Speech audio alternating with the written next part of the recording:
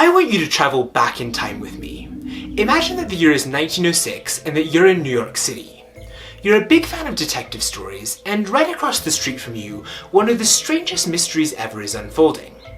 A private investigator by the name of George Soper has been brought in to investigate a string of illnesses in your neighbors' households. In the past month, 6 of your neighbors' 11 household members have come down with typhoid fever, a strange coincidence that has the community worried. In George's initial investigation, he doesn't find anything wrong. Normally typhoid is spread by contaminated water, but your neighbor is a wealthy banker and nothing suggests that his water supply would be contaminated. George investigates the food supply, the well, the water storage tank, the neighbor's house, even the old woman who sometimes comes by selling shellfish and comes back empty. But suddenly, George has another idea. What if typhoid is being spread by someone inside the house? After days of interviews, George finds out that the family has recently hired a new cook by the name of Mary Mallon. Mary makes a lot of delicious recipes, but one of the family's favorites is her homemade ice cream with fresh peaches, a dish which the cook makes specially every Sunday. George makes a call to Mary's employment agency and discovers that in the last 7 years, there have been a string of typhoid outbreaks at all of the previous residences where Mary has been working. George decides he needs to confirm this with Mary face to face, but when he finally schedules an interview with her, she gets mad. "Of course I'm not spreading typhoid," she yells. "Do I look sick to you?" Mary picks up a carving fork and starts to advance. "I want you to get out of my kitchen right now before you have a real murder mystery on your hands." A little bit later, George comes back with a police escort. This time Mary has no choice but to go along, and she's taken to a local hospital, where doctors find out that she's indeed an asymptomatic carrier for Salmonella typhi, the bacteria that causes typhoid fever. Soon after, Mary is taken into quarantine on North Brother Island, which is just a little bit offshore from the Bronx. The story I just told you is pretty well known. It's the tale of Typhoid Mary, a woman who may have inadvertently infected thousands of people with typhoid fever without ever displaying a symptom herself. That story took place over 100 years ago, but a lot of the questions it raises are very much still relevant today. How should a community respond when a certain person presents a public health risk? Which is more important, individual freedom or public safety? And how far does individual autonomy go when the exercising of that autonomy may cause other people harm? In the last couple months, there's been a lot of discussion about vaccine hesitancy in the United States. According to most polls, about a quarter of US adults do not want to get a vaccine, a number which could interfere with the herd immunity threshold for COVID-19. One of the most common arguments used by anti-vaxxers is one that sounds really familiar: my body, my choice. What's interesting about this argument is not its originality. It's not original, but the implied assumptions that go along with it. See, when people talk about vaccines, they often make the mistake of referring to it as a unilateral or maybe a bilateral decision. I'm worried about getting COVID, so I'm gonna get the vaccine to protect me. Or, the government is telling me that I probably should get a vaccine, so I'm just gonna go along with it. But really, that's only half of the equation. For Mary Mallon, exercising her rights to live and work wherever she wanted put other people at risk, third parties who were exposed to a disease that they didn't even know about.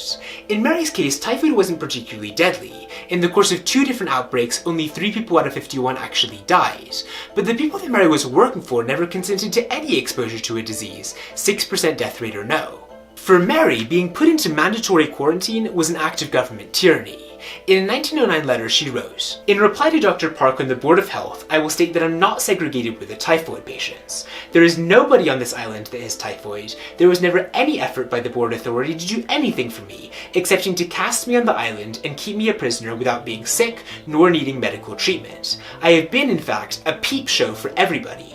It's not hard to see why Mary was mad. In the course of just a couple of years, she had gone from doing what she loved, cooking for different families, to becoming a national sensation under the newly formed title Typhoid Mary. But Mary's unwillingness to accept the facts didn't actually change them.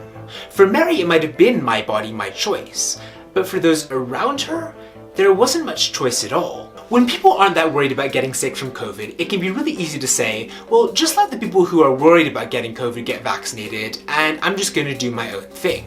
But according to the CDC website, there are a lot of categories of people who should either be very careful before getting a vaccine, or in some cases shouldn't get one at all. According to the CDC, people with weakened immune systems, people with autoimmune disorders, women who are pregnant or breastfeeding, young children, and people with severe allergies should be really careful before getting a shot if they decide to get one at all. If one of these people hasn't gotten a COVID shot yet and they come into contact with a symptomatic or asymptomatic carrier, it won't have been their fault that they didn't get vaccinated.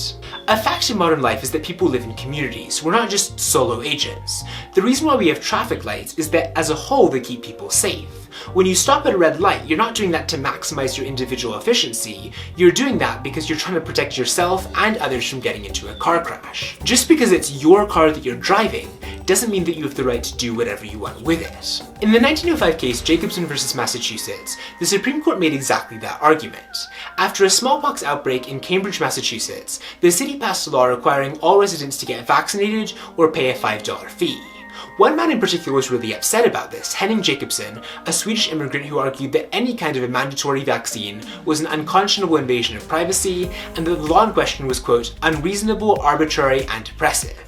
In the majority opinion, however, Justice John Harlan took a different view. The liberty secured by the Constitution of the United States to every person within its jurisdiction, he wrote, does not import an absolute right in each person to be, at all times and in all circumstances, wholly freed from restraint. There are manifold restraints to which every person is necessarily subject for the common good.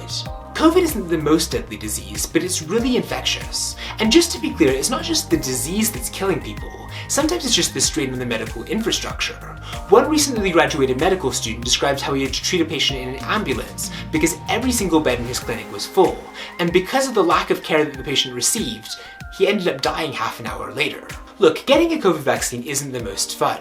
Your arm might be sore, you might have a headache for a while, you probably won't be able to do everything you want the day following the shot. But when you get a COVID vaccine, you're helping to make the community you live in a safer place. When Mary Mallon was quarantined back in 1909, she had a choice. She could either consent to an invasive surgery in which her gallbladder was removed, or she could spend the rest of her life in mandatory quarantine, apart from everyone she cared about, and unable to do the job she had spent her life doing. Today, all you have to do is get 1 or 2 shots.